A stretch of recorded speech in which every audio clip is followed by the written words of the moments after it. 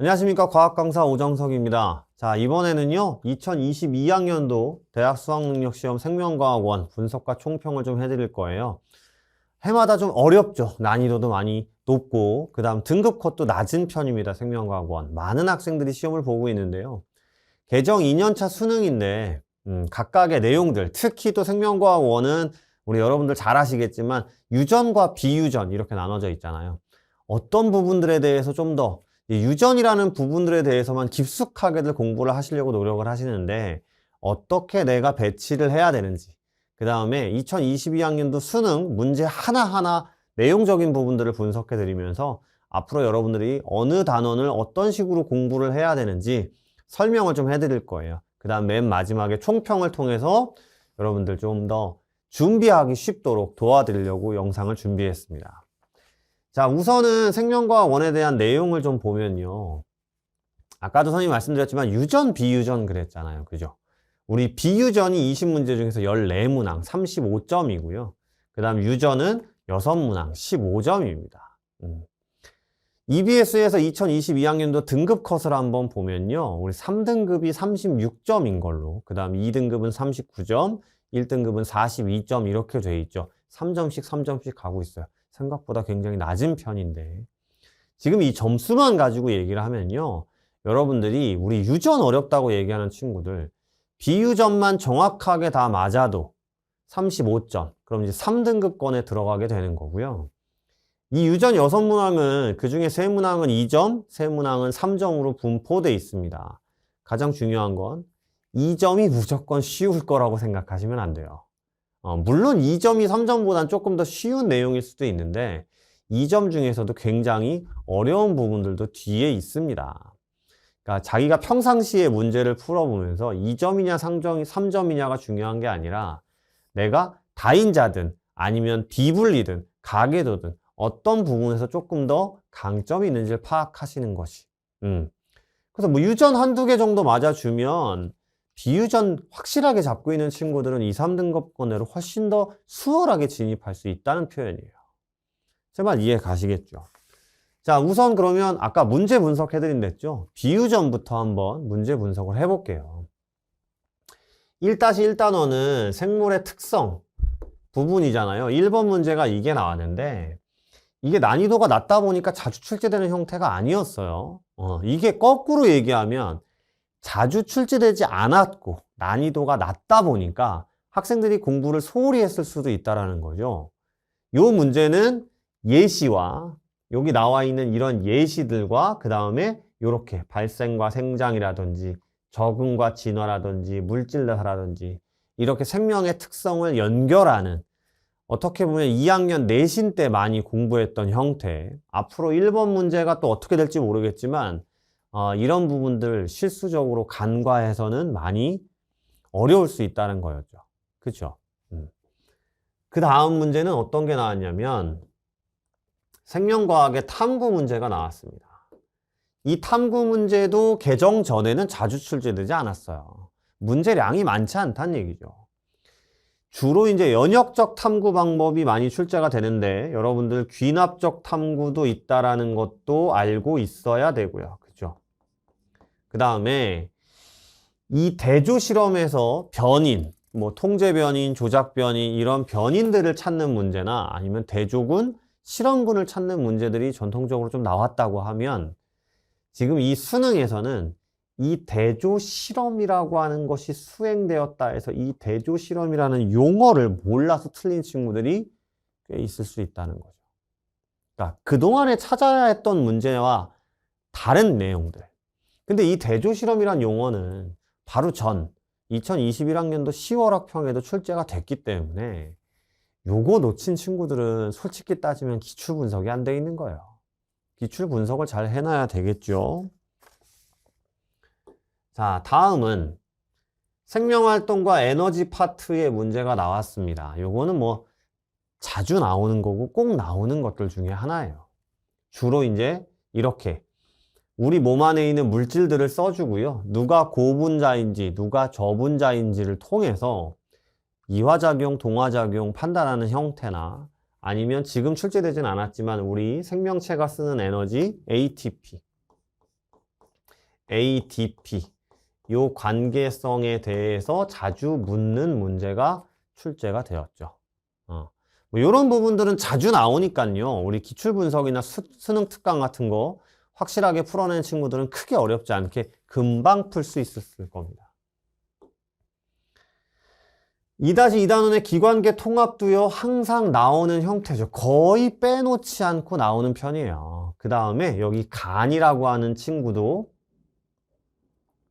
간이라고 하는 친구도 요 소화계에 들어있는 간이라고 하는 친구도 꼭 나오는 경우고요. 올해는 이 자율신경인 교감, 부교감과 연계해서 문제를 많이 냈고요. 학평에서도 그런 형태의 문제들이 많이 출제가 됐습니다. 앞으로는 여러분들 이 말초신경계의 자율신경계와 연계성을 가지고 공부하시는 것도 좋을 듯해요. 고요. 이 자극의 전달 파트 개정 전에는 유전만큼 또는 유전보다 더 난이도가 높거나 그 다음에 또 뭐였냐면 오답률이 높은 형태의 문제였습니다. 비유전 중에서는 어떻게 보면 가장 킬러적인 요소가 있죠.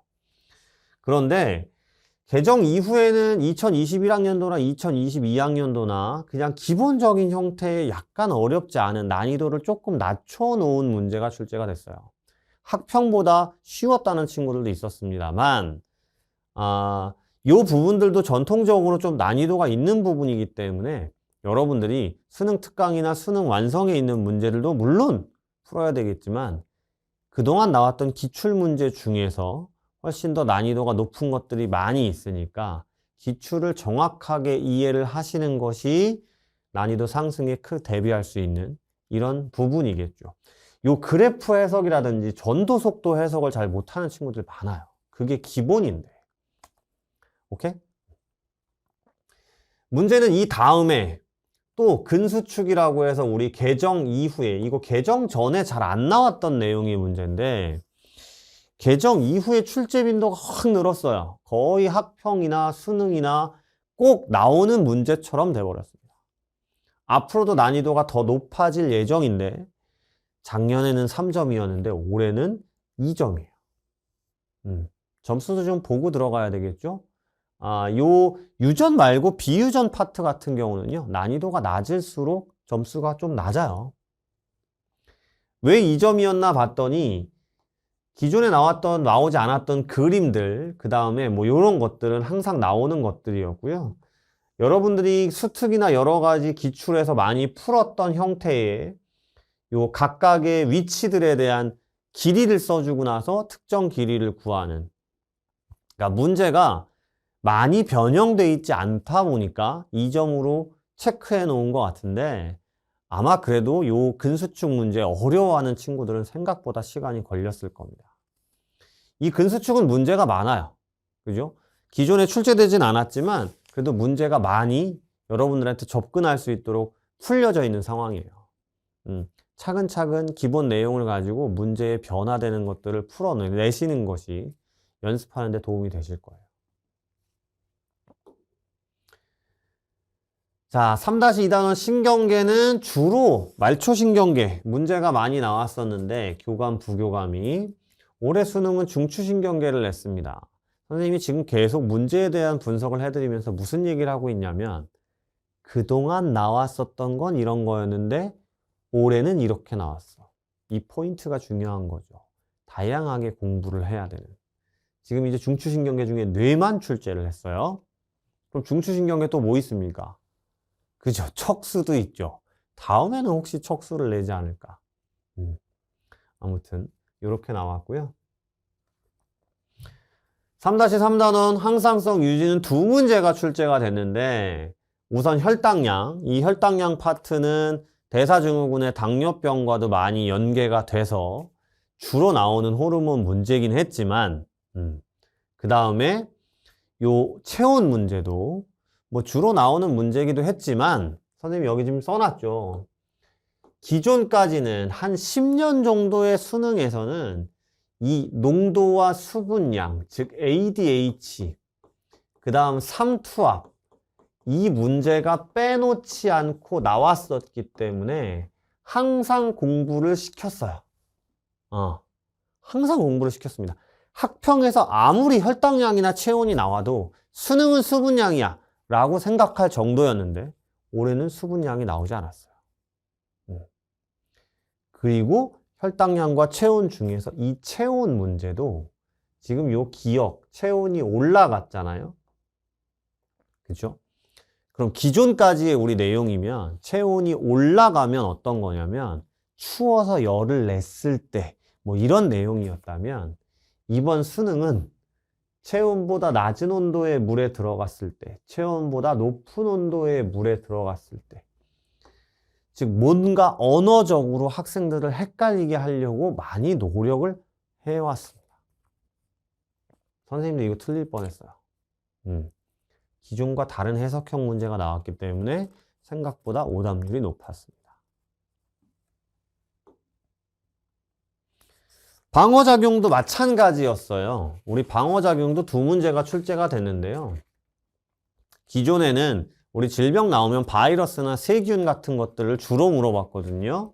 이번 수능은 헌팅턴 무도병 같은 유전자 돌연변이, 그리고 말라리아, 원생생물이죠. 그죠? 말라리아 병원충 같은 이런 기존의 문제에서부터 확장된 개념 확인형 문제가, 결론은 학평에서 조금씩 등장해 왔기 때문에 준비는 잘 하셨을 텐데, 기출 분석을 넘어서서 이제 올해의 트렌드는 확장형의 문제들, 신유형의 문제들, 이런 것들이다 라는 것들을 가지고 많이 외웠던 친구들은 쉽게 넘어갈 수 있었죠. 방어작용 다음 문제도 이제 지금까지는 우리 그래프 형태의 문제가 많이 나왔다면 이렇게 말로 돼 있는 각각의 단계에 대해서 말로 돼 있는 해석형 문제를 출제를 했다는 거죠.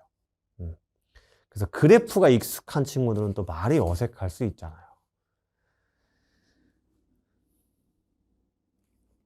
자, 생태계 파트로 건너가면요. 첫 번째 이제 개체군과 군집. 보통 이 개체군과 군집 파트에서는 주로 이제 우리 생장곡선이나 아니면 개체군 사이의 상호작용 문제나 아니면 중요치를 찾는 문제, 밀도, 빈도, 피도, 이걸 찾는 문제가 계속적으로 학평에 나왔었는데 수능에서는 다른 자료 해석 문제가 출제가 됐어요. 굉장히 노력을 많이 한 편이에요. 새로운 걸 내려고.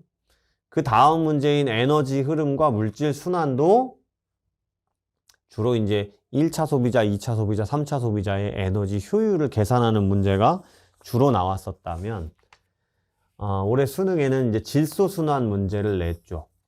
그러니까 어떻게 보면은 기본 개념을 정확하게 암기하고 있는 친구들은 이 생태계 파트가 너무나도 평상시보다 계산할 거 없이 수월하게 넘어갔을 수도 있는데 주로 계산 문제에 집착했던 친구들은 생각보다 시간이 걸렸을 수도 있어요. 마지막에 이 20번, 마지막에 생물의 다양성도 이 그래프나 용어나 말을 해석하는 것이 생각보다 쉽지 않은 친구들도 많았을 겁니다. 그러다 보니까 비유전에서 4맞기는 좀 어려웠을 수도 있어요. 자, 그러면 뭐 전통적으로 어렵다고 하니까 유전 문제 한번 볼까요? 3번 문제는 뭐 선생님 난이도 하라고 딱 써놨잖아요. 그리고 딱 2점. 그죠? 왜? 맨날 나오던 문제잖아요. 이 그래프. 거기다가 체세포 분열이라고 대놓고 써 있으니까 뭐 이런 부분들은 우리가 문제를 푸는 데 있어서 포인트를 꼭꼭 짚어주는 거죠. 상동염색체 접합은 감수분열이야.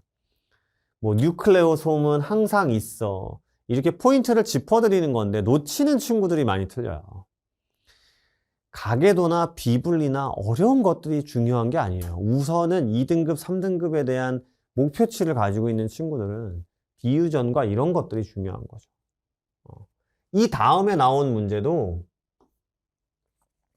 선생님이 자세하게 써놨습니다. 이 7번 문제도 이거 되게 복잡해서 오답률이 71%, 4위에 랭크돼 있는데 답답한 거예요, 선생님 입장에서. 왜냐면 이 문제는 3월, 4월, 6월, 9월, 10월 학평의 유사 문제가 모두 출제가 됐어요.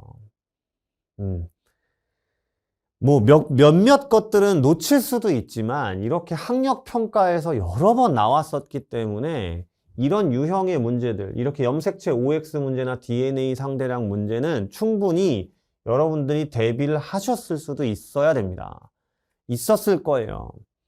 근데 이제 중하위권 친구들은 여기 선생님이 포인트를 써놨지만 그동안 동형접합의 문제가 이렇게 이형접합만 나왔었기 때문에 동형접합인 문제가 많지 않아서 그냥 이거를 가정에서 집어넣고, 그러니까 유전 문제를 푸는 데 있어서 문제를 보고 집어넣고 푸는 친구들은 생각보다 시간이 걸렸을 것으로 보입니다. 기출분석 중요하다는 거죠. 다음 문제도 마찬가지예요. 다음 문제도 11번 문제도 2점짜리지만 3월, 4월, 9월, 10월 학평에 출제가 됐고요. 뭐 요거는 전통적으로 많이 나온 거라서 선생님은 오프라인에서 이런 유형의 문제만 한 50개, 60개 아이들한테 계속 풀리고 적용하고 하고 있는데 이거 기출문제집에도 굉장히 많거든요. 근데 이제 문제가 뭐냐면 맨날 내던 것들만 내는 거였지만 그동안엔 종이 2가지였어요. 종이 2가지였는데 종이 3가지 나왔습니다. 그러다 보니까 당황해서 또 틀린 친구들도 있어요. 이걸 보면서 이 친구 이렇게 크기 비교하는 거잖아요. 우리 우스갯소리로 눈 나쁘면 못 푸는 문제. 종이 3가지 나오면서 굳이 이렇게까지 했어야 하나 라는 친구들도 있었습니다만 아무튼 여기까지는 전통적으로 많이 나온 문제예요. 그쵸? 그럼 지금 비유전 35점, 그 다음에 2점, 3점, 2점에서 총 7점입니다. 그죠? 그럼 41점. 바로 2등급에서 1등급으로 간당간당 가기 직전이에요. 오케이? 뒤에 것들을 내가 풀 수 있을까 못 풀까 이런 걸 집착하지 말고 이런 것부터 다져오시면 되지 않을까? 결과론적인 얘기지만 이 다음에 이제 남아있는 문제들은 오답률 81%, 100명 중에 81명이 틀린다는 거죠. 생각보다 오래 걸려야 되는 문제예요. 이 문제는 저도 반성을 많이 해야 되는, 그 다음에 많은 선생님들이 해설 강의에서도 똑같은 내용을 하셨을 겁니다만 올해 2022학년도 수능 전에 학력평가에서 이 사람의 유전 중에 다인자 유전하고 단인자 유전의 연관 형태의 문제가 많이 출제가 됐고 오류도 있었고 그래서 다인자 유전이 꼭 나오지 않을까라고 생각을 했었는데 이 문제가 다인자처럼 보이지만 다인자가 아니었어요. 그러다 보니까 문제도 또 되게 복잡합니다. 중간 유전인지 완전 우성인지도 모르고 연관도 있고 복대립도 있고 어떻게 보면 학생들 괴롭히려고 만들 문제이지 않을까 생각할 정도로 여러 가지를 복잡하게 넣어놨어요. 이 문제를 풀려고 하다 보니까 선생님 실질적으로 올해 수능에 가장 난이도가 높은 문제는 이 문제지 않았을까 생각을 합니다. 근데 뭐 오답률이 2등인 이유는 이거 풀다 시간 없어서 뒤에 문제는 손도 못 댄 거죠. 선생님 그렇게 생각하고 있을 정도예요. 이게 다인자이지 않을까라고 또 헷갈렸던 친구들은 문제 읽는 것도 힘든데 비슷한 유형의 문제가 학평에 나왔었기 때문에 무조건 집어넣으려고 했다고 하면 또 힘들었을 수도 있는 문제. 이런 문제들은 어쩔 수 없어요. 여러분들이 다 풀려고 애쓴다기보다는 특정 문제들에 대해서 내가 그동안 봐왔던 거니까 이렇게 요거만 아니면 될 것 같아요. 다음 문제가 17번 문제가 오답률 1등이죠. 근데 2점. 왜? 아까 선생님 말씀드렸잖아요. 앞에 거 풀다가 던진 거라니까. 비분리 나오면 다들 어려울 거라고 생각해요. 최근에 돌연변이, 즉 결실과 또는 중복과 비분리가 혼합되어 있기 때문에 어려울 거라고 막 생각하고 그냥 던지는 친구들이 많은데 따지고 보면 이 문제 충분히 특히 이런 것들은 우리 감수 분열에서 대비를 뭐 여기 빈칸이 많다고 하지만 감수 분열에서 이런 것들 대비하는 형태의 공부들을 미리 먼저 하실 거예요. 그러면 오히려 이런 문제들, 비분리나 이 돌연변이가 있는 문제들이 다인자나 앞에 있는 단일인자의 여러 가지 연관 문제보다 여러분들이 접근하기가 쉬울 수도 있어요. 선생님 개인적인 생각은 그렇습니다. 이게 오답률 1등이라는 거에 깜짝 놀랐어요. 근데 2점, 3점 중에서 무엇을 풀까라고 했을 때는 맨 뒤에는 2점이나 3점이나 뭐 난이도에선 큰 차이는 없지 않나. 그래도 여러분들이 이 비분리나 돌연변이를 너무 겁먹지 않았으면 저 감수분열 공부할 때 저것만 똑바로 공부해 놓으면 훨씬 더 수월할 수 있다 라는 얘기를 좀 드리고 싶고요. 마지막 유전 이거죠. 오답률 3등. 가계도. 전통적으로 시간이 많이 필요한 문제. 그쵸? DNA량에 대한 정보도 똑바로 주지 않았어요. 이제는 뭐 이렇게 DNA량에 대한 정보도 라지 H, 스몰 h 중에 하나, 라지 T, 스몰 t 중에 하나, 기억과 니은이 또 상대량도 또 더해놓고, 이것도 이제 여자 거 먼저 보고, 여러 가지 스킬들이 있긴 합니다만, 중하위권 친구들한테는 애초에 이걸 손대기는 좀 어렵지 않았나. 그리고 굳이 가계도 문제에 대해서는 아마도 이 유전 맨 마지막에 3가지 형태 중에서는 가장 힘든 형태가 되지 않을까라고 생각을 합니다. 맨 마지막 또 19번이다 보니까 20번에 있는 생태계 먼저 풀고 오면 또 맨 마지막 문제라 손대기가 참 어려울 거잖아요. 요거를 해석을 좀 하는 것이 DNA 상대량 해석을 좀 하는 것이 미리 연습해 놓긴 참 좋은 문제긴 했어요.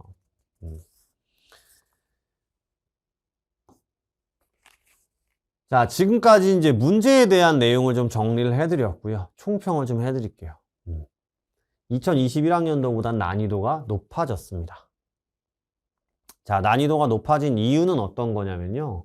어차피 유전이나 전달이나 근수축 파트는 문제 형태가 이미 노출될 만큼 노출이 됐어요. 그러다 보니까 이제는 정말 말이나 내용들을 꼬아 놓으려고 애쓰려고만 하지. 그래도 어차피 우리가 기본적으로 공부하는 유전의 틀은 변하진 않았습니다.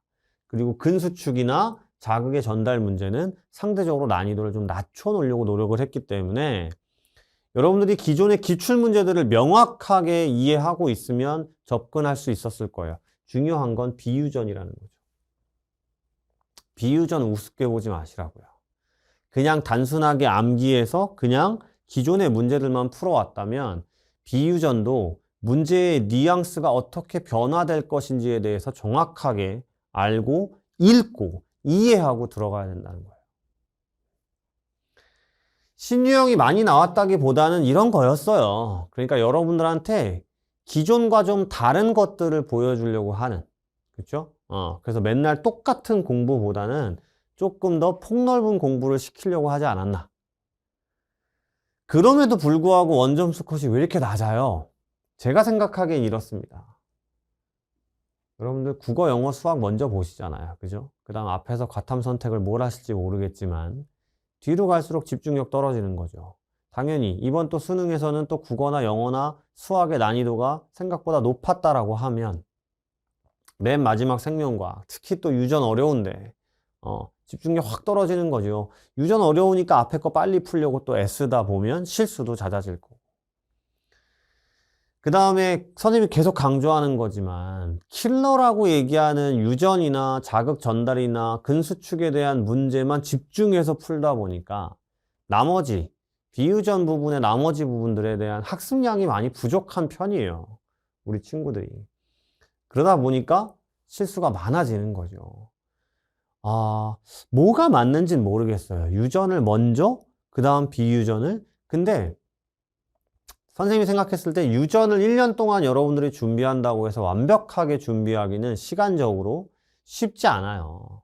그러니까 뭐 유전 문제들도 물론 익숙해져 가야 되겠지만 우선 비유전부터 여러분들이 정확하게 좀 공부를 해놓고 뭐 암기는 잊혀진다라고 생각하지 마시고요. 반복적으로 학습을 좀 해놓으면 마음이 편해지면 내가 비유전에서 접근하는데 그럼 유전 공부도 훨씬 더 쉽지 않을까 생각을 합니다. 유전 문제 같은 경우는 우선은 너무 어려운 문제들이나 이런 것들 가지고 접근하기보다는요, 기본적인 내용, 여러분들이 가계도를 어떻게 분석을 하는지, 그 다음 아까 비분리 같은 경우도 우리 이렇게 감수 분열에서 DNA 상대량 나와 있는 거라든지 이런 기본적인 내용을 좀 뚜렷하게 많은 문제풀이를 통해서 확립하고 있으면 훨씬 더 수월하게 시간 내에 문제를 풀 수 있지 않을까? 선생님 그런 생각을 해요. 결론은 기본이죠. 되시겠죠? 자, 지금까지 2022학년도 대학 수학능력시험 생명과학원 분석을 좀 해드렸고요. 여러분들 앞으로 공부하는데 학습 방향에 도움이 되시길 바라겠습니다.